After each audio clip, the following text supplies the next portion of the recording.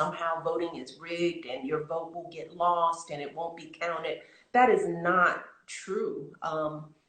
So I don't want people to be discouraged by those conspiracy theories that are being peddled out there about the validity of our election process, because it's just not true.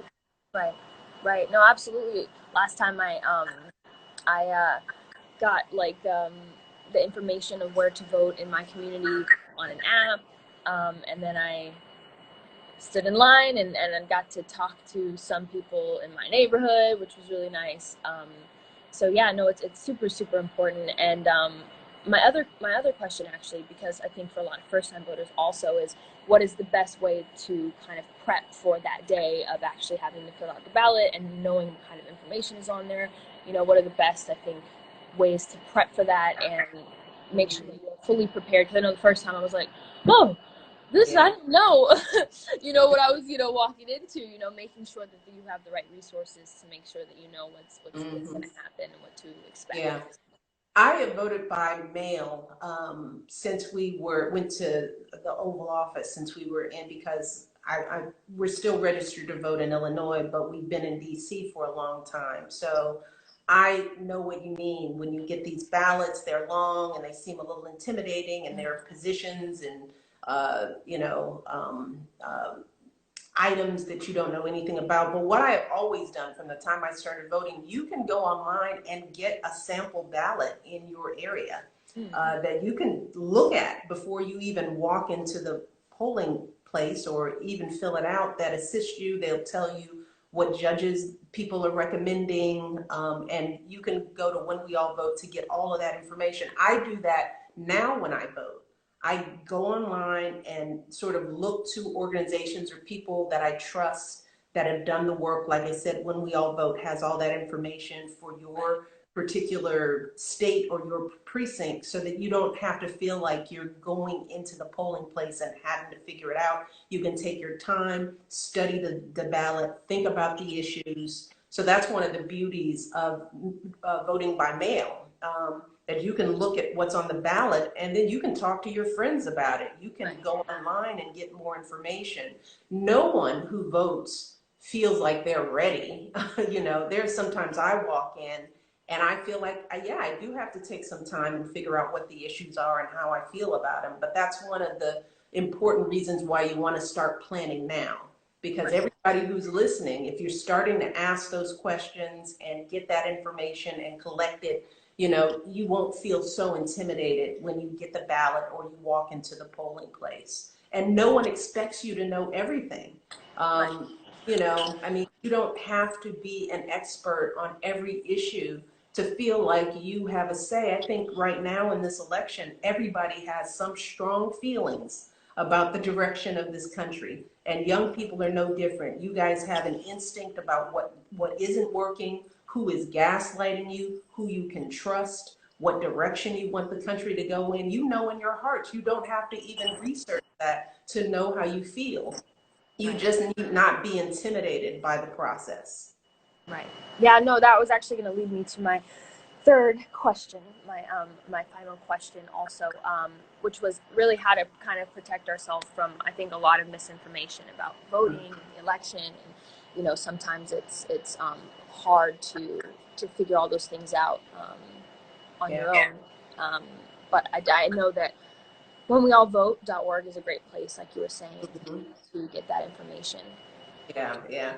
And I think it's just important for people to know, young people to know, that there is a lot of misinformation going on out there, particularly around, as I said, voter fraud and things like that. There are folks really out there trying to intimidate young people. And I think that what I want young people to think about is that if you feel intimidated to the point where you're not voting, that's exactly what folks want you to do. They want you to stay home. They want you to feel so confused by the process that you just throw your hands up. And then, they let those in power make the choices for you. But you can't let any process make you feel so intimidated that you don't make your voice heard. So again, there are plenty of resources that you can reach out to. And When We All Vote is just one of them. But I think that's why this Instagram Live kind of stuff that you're doing, Zendaya, is so important because there are people out there who trust you. They've come to look to you as somebody that they believe will tell the truth about these issues, and doing things like this are important. But I just did Instagram Live with J-Lo. You can, there's so many young celebrities and people out there that folks follow, whether it's Chris Paul or LeBron James or you name it. There's so many people now that know what's at stake in this election, and they're working hard to get information out there. So look to the people that you know and trust, and listen to what they're suggesting. And folks can follow me, if they want to. We are constantly putting out information about voting and the issues that matter. So reach out to one another. Keep talking, keep asking questions. But whatever you do, don't stay home. Don't be intimidated to the point where you don't get out there and cast your vote. Right. Absolutely. Absolutely. Well, those are my questions. Well, those are great questions. Thank you. Thank Um, you. I am so glad you're engaged in this process. Yeah, It no, is. I'm like I said, I think it's super important, and I definitely am glad that we could, just talk about it and make sure that I'm lending my voice to make sure people feel motivated to get out there and vote, and make sure they're prepared and ready, and have all the tools they need to. And let me ask you this for your listeners, why do you think it's so important to vote in this election? What are you thinking about these days? um, oh, that's a lot. I could answer that for a very long time. But but I've said it before, and I'll say it again. I'm very inspired by my peers who have continuously been, like I said, out in the streets doing the work, um, and I think we should all honor that, um, and just all the history that has gone into making sure that our vote counts and matters, is really really important, and now is as important a time as any to make sure that your voice is heard, and that you make sure that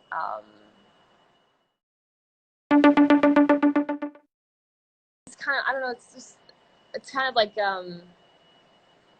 just make sure that your voice is heard. I know that sounds so corny, when you say it, but it really is so important. I think you made a good point about referring to the protests that have happened around the country, because like I'm like watching young people from all walks of life and all people, because it wasn't just young people out there and are out there, it's folks of all ages who are taken to the streets because they want to make sure that this is a country that is equitable and fair and just. Uh, Watching that so inspiring, and it has been inspiring. But the thing we have to remember is that protests are one part of what it takes to make change. And if we don't follow up those protests by going and voting, all that hard work will go to waste. And I don't want to see that for your generation, to have worked this hard, to use your voice in the streets, and not to see that follow through in the election, would be just a critical mistake. So for all you young people who, were outraged by what you saw over the summer, and it compelled you into the streets, take that same energy and use it to compel you to vote, because nothing will change just by a hashtag or protest. I wish that were so, because your generation is great at that. But in this democracy, the only thing that matters is what you do on election day.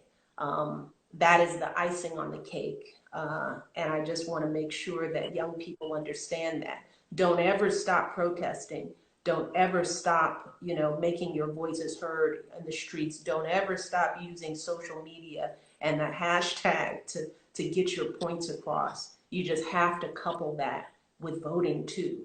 Um, But so let's get it done. ma'am, let's get it done.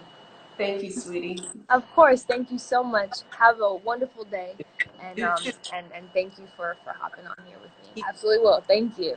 All right.